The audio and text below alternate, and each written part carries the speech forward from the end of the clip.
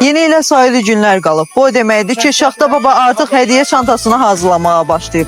Buna en çok sevinenler uşaqlardır. Özləri balaca olsa da arzuları böyük və müxtəlifdir. Gəlin elə bunun özünü uşaqlardan xəbər alaq. 10 yaşım var.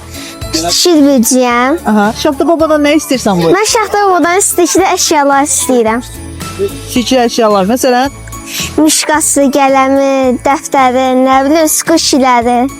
iPhone 17 Pro Max istəyirəm. başqa nə istəyirsən? Gəlin maşın oyuncağı. Aha. Sonra bir dənə də paket. Barbie istəyirəm. Barbie. Seçdin? Başqa nə istəyirsən? Barbie bebe. Adım Yılaydı. Xoxatan bücüyəm. Şaxta babadan istik əşyalar istəyəcəm. Nə istəyirsən Şaxta babadan? Maşın.